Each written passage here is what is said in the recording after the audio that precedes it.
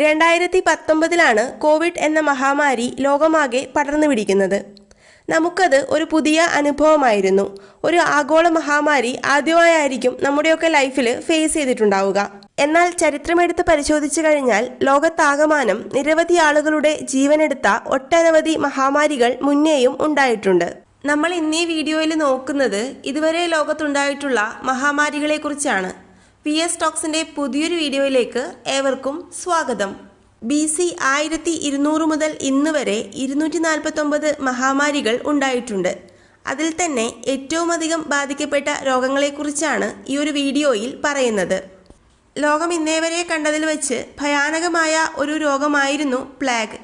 Black death എന്നും ഇത് അറിയപ്പെടുന്നു. ഏകദേശം 200 ദശലക്ഷത്തിലധികം ആളുകൾ ഈ ഒരു രോഗം മൂലം മരിച്ചിട്ടുണ്ട്. ചരിത്രത്തിലെ ഏറ്റവും മാരകമായ മഹാമാരികളിൽ ഒന്നായാണ് പ്ലേഗിനെ കണക്കാക്കുന്നത്. 13-ാം നൂറ്റാണ്ട് മുതൽ 19-ാം നൂറ്റാണ്ട് വരെ 3 തരംഗങ്ങളായാണ് പ്ലേഗ് പാൻഡമിക്കുകൾ ലോകത്തെ ബാധിച്ചത്. മാത്രമല്ല ദശലക്ഷക്കണക്കിന് ആളുകളെ കൊല്ലുകയും ചെയ്തു. യൂറോപ്പിൽ ബ്ലാക്ക് ഡെത്ത് എന്ന് വിളിക്കപ്പെടുന്ന ആദ്യത്തെ തരംഗം 1347 മുതൽ 1351 വരെ ആയിരുന്നു. 1500കളിലെ രണ്ടാം തരംഗത്തിൽ രോഗത്തിന്റെ പുതിയ വൈറൽ സ്ട്രെയിൻ ഉയർന്നു വന്നു. പ്ലേഗിന്റെ 3-ാം തരംഗം ഉണ്ടാവുന്നത് 1800കളുടെ അവസാനത്തിലാണ്. എന്നാൽ ആ ഒരു സമയമാകുമ്പോഴേക്കും പ്ലേഗ് എങ്ങനെയാണ് പകരുന്നത്, എങ്ങനെ തടയാം എന്ന കാര്യമൊക്കെ ശാസ്ത്രലോകം കണ്ടെത്തിയിരുന്നു. അതുകൊണ്ട് തന്നെ അതിനുശേഷം പ്ലേഗ് വലിയൊരു പാൻഡമിക്കിന്റെ അവസ്ഥയിലേക്ക് എത്തിയിട്ടില്ല. ഇപ്പോഴും ഇല്ല എന്നൊന്നും പറയാൻ സാധിക്കില്ല. പക്ഷെ എന്നിരുന്നാൽ തന്നെയും വലിയൊരു പ്രശ്നത്തിലേക്കൊന്നും പോകുന്ന തരത്തിലേക്ക് കാര്യങ്ങൾ നീങ്ങിയിട്ടില്ല. ബ്ലാക്ക് ഡെത്ത് ഒരുപക്ഷെ രേഖപ്പെടുത്തപ്പെട്ട ആദ്യകാല മഹാമാരിയാണ്. മധ്യേഷ്യയിൽ നിന്നും യൂറോപ്പിന്റെ പടിഞ്ഞാറൻ ഭാഗങ്ങൾ, മിഡിൽ ഈസ്റ്റ്, വടക്കേ ആഫ്രിക്ക എന്നിവിടങ്ങളിലേക്ക് സിൽക്ക് റോഡിലൂടെ സഞ്ചരിക്കാൻ ഏകദേശം അതിന് 4 വർഷമെടുത്തു. യൂറോപ്പിൽ മാത്രം ജനസംഖ്യയുടെ 1/3 മുതൽ 2 വരെ ഈയൊരു രോഗം കാരണം ഇല്ലാതെയായി. കാരണം പലർക്കും ഈയൊരു രോഗത്തെ എങ്ങനെ നേരിടണമെന്ന അറിവ് ഉണ്ടായിരുന്നില്ല. പനി, ഛർദി, വയറിളക്കം എന്നിവയ്ക്കൊപ്പം വലിയ പഴുപ്പു നിറഞ്ഞതും രക്തരൂക്ഷിതമായ പരുവും വേദനയുമൊക്കെ ഈയൊരു രോഗത്തിന്റെ ലക്ഷണങ്ങളായിരുന്നു. വളരെ മാരകമായ രോഗമായിരുന്നു ഇത്. പ്രധാനമായും എലികളിലൂടെയും ചെള്ളുകളിലൂടെയുമായിരുന്നു ഈയൊരു രോഗം സ്പ്രെഡായിരുന്നത്. ലോകമാകെ സ്പ്രെഡായ മറ്റൊരു പാൻഡമിക്കാണ് കോളറ. വിബ്രിയോ കോളറ എന്ന ബാക്ടീരിയ കലർന്ന വെള്ളമോ ഭക്ഷണമോ കഴിക്കുന്നത് മൂലമുണ്ടാകുന്ന വയറിളക്ക അണുബാധയാണ് കോളറ. കോളറ പൊതുജനാരോഗ്യത്തിന് ആഗോള ഭീഷണിയായി ഇന്നും തുടരുന്നു. അസമത്വത്തിൻ്റെയും സാമൂഹിക വികസനത്തിൻ്റെ അഭാവത്തിൻ്റെയും സൂചനയായി നമുക്ക് കോളറയെ കാണാൻ സാധിക്കും. 1817 ഗംഗാ ഡെൽറ്റയിലാണ് ആദ്യമായി കോളറ ഉണ്ടാവുന്നത്. ശേഷം അതിൻ്റെ 7 തരംഗങ്ങളും ഉണ്ടായി. 1817 തുടങ്ങിയ 1-ാം തരംഗം 1824 അവസാനിച്ചു. എന്നാൽ 1829 രണ്ടാമത്തെ കോളറ പാൻഡമിക് ഉണ്ടായി. ഇത് ഏഷ്യയിൽ തുടങ്ങി യൂറോപ്പിലേക്ക് പടർന്നു. ഇത്തവണ അമേരിക്കയിലും എത്തി. 1851 രോഗബാധിതരുടെ എണ്ണം കൂടുകയും ചെയ്തു. വയറിളക്കവും ഛർദിയുമാണ് കോളറയുടെ പ്രധാന ലക്ഷണങ്ങൾ. ഇത് മണിക്കൂറുകളോളം തുടർന്നു പോയി കഴിഞ്ഞാൽ ആളുകൾ മരിക്കുന്ന ഒരവസ്ഥയിലേക്ക് വരെ എത്താറുണ്ട്. ഒരു കാലത്ത് ഒരുപാട് ജീവനുകൾ എടുത്തെങ്കിലും ഇന്ന് കോളറയുടെ ചികിത്സ വളരെ എളുപ്പമാണ്. ഓറൽ റീഹൈഡ്രേഷൻ സൊല്യൂഷൻ അഥവാ ORS യൂസ് ചെയ്തുകൊണ്ട് വളരെ വിജയകരമായി തന്നെ ചികിത്സിക്കാൻ കഴിയുന്ന ഒരു രോഗമാണ് ഇന്ന് കോളറ. അടുത്തത് ഇൻഫ്ലുവൻസ പാൻഡമിക്കാണ്. പാൻഡമിക്കുകളുടെ ഒരു ഹിസ്റ്ററി എടുത്ത് നോക്കിക്കഴിഞ്ഞാൽ ഇൻഫ്ലുവൻസയ്ക്ക് ഒരു പ്രത്യേക സ്ഥാനമുണ്ട്. കാരണം ചരിത്രത്തിലുടനീളം നിരവധി ഇൻഫ്ലുവൻസ പാൻഡമിക്കുകൾ ഉണ്ടായിട്ടുണ്ട്. ഇനി എന്താണ് ഇൻഫ്ലുവൻസ എന്ന് നോക്കിക്കഴിഞ്ഞാൽ ഇൻഫ്ലുവൻസ ഫ്ലൂ എന്നും അറിയപ്പെടുന്നു. മൂക്ക്, തൊണ്ട, ചിലപ്പോൾ ശ്വാസകോശം എന്നിവയെയും ബാധിക്കുന്ന ഇൻഫ്ലുവൻസ വൈറസുകൾ മൂലമുണ്ടാകുന്ന പകർച്ചവ്യാധിയാണ് ഫ്ലൂ എന്ന് പറയുന്നത്. ഇത് മിതമായതോ കഠിനമായതോ ആയ രോഗത്തിന് കാരണമാകും. ചിലപ്പോൾ മരണത്തിലേക്ക് വരെ നയിച്ചേക്കാം. ഫ്ലൂ തടയാനുള്ള ഏറ്റവും നല്ല മാർഗം ഇന്ന് വാക്സിൻ എടുക്കുക എന്നതാണ്.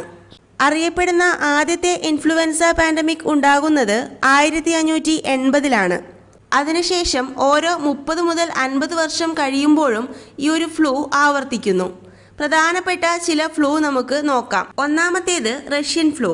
അത് 1889 മുതൽ 1890 വരെയായിരുന്നു ഉണ്ടായിരുന്നത്. അന്ന് ഏകദേശം 1 ദശലക്ഷത്തോളം ആളുകൾ ഈ ഒരു ഫ്ലൂ ബാധിച്ച് മരിച്ചു. രണ്ടാമതായി സ്പാനിഷ് ഫ്ലൂ.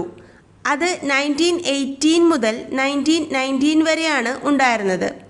അന്ന് ഏകദേശം 68 ദശലക്ഷം ആളുകളാണ് ഈ ഒരു ഫ്ലൂ ബാധിച്ച് മരിക്കുന്നത്. മൂന്നാമതായി ഏഷ്യൻ ഫ്ലൂ.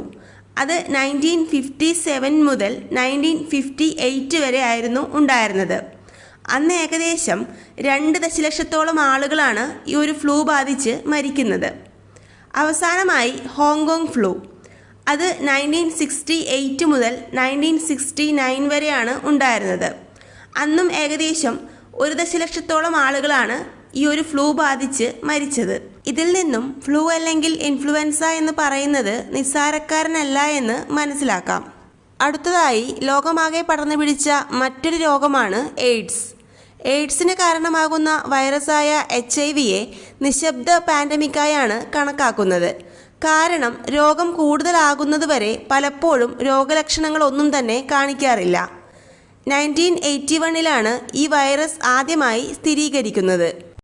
1981 ആദ്യമായി എയ്ഡ്സ് സ്ഥിരീകരിച്ച രോഗിക്ക് 1969 മുതൽ HIV ഉള്ളതായി റിപ്പോർട്ട് ചെയ്തിട്ടുണ്ട്. 12 വർഷത്തിനു ശേഷമാണ് HIV തിരിച്ചറിയാൻ സാധിച്ചത്. അതിന് പ്രധാനപ്പെട്ട കാരണം രോഗം ബാധിക്കുന്നവരിൽ ലക്ഷണങ്ങൾ കാണുന്നില്ല എന്നത് തന്നെയാണ്. ഈ ഒരു കാരണം കൊണ്ട് തന്നെ രോഗം വീണ്ടും വീണ്ടും വ്യാപിക്കാൻ കാരണമാകുന്നു. 2020 കണക്ക് പ്രകാരം ലോകമെമ്പാടും ഏകദേശം 37.7 ദശലക്ഷം ആളുകൾക്ക് HIV ഉണ്ട്. 2020 ആയപ്പോഴേക്കും 36 ദശലക്ഷം ആളുകൾ എയ്ഡ്സ് ബാധിച്ച് മരിക്കുകയും ചെയ്തു. പ്രധാനമായും HIV ബാധിക്കുന്നത് HIV ബാധിച്ചിരിക്കുന്ന മാതാപിതാക്കൾക്കുണ്ടാകുന്ന മക്കൾക്കും HIV രോഗമുള്ള ആളുകളിൽ നിന്നും ബ്ലഡ് സ്വീകരിക്കുന്നത് വഴിയും സുരക്ഷിതമല്ലാത്ത ലൈംഗിക ബന്ധങ്ങളിലൂടെയും ഒന്നിൽ കൂടുതൽ തവണ നീഡിലുകൾ, അതായത് സിറിഞ്ചുകളും നീഡിലുകളും ഒക്കെ യൂസ് ചെയ്യുന്നത് വഴിയൊക്കെയാണ് പ്രധാനമായും എയ്ഡ്സ് വരുന്നത്. എന്നാലും ഇന്ന് HIV പോസിറ്റീവ് ആണെങ്കിലും ആളുകൾക്ക് അതിജീവിക്കാനും ആരോഗ്യകരമായ ജീവിതം നയിക്കാനുമുള്ള ചികിത്സകൾ ലഭ്യമാണ്. അവസാനമായി പറയാനുള്ളത് നമ്മളെയൊക്കെയും ബാധിച്ച COVID-19 എന്ന് പറയുന്ന ആഗോള മഹാമാരിയെക്കുറിച്ചാണ്.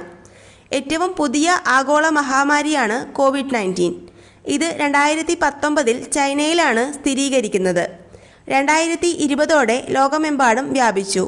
രോഗത്തെ പ്രതിരോധിക്കാൻ രാജ്യങ്ങളൊക്കെയും അടച്ചിടുന്ന ഒരവസ്ഥയിലേക്ക് വരെ എത്തി.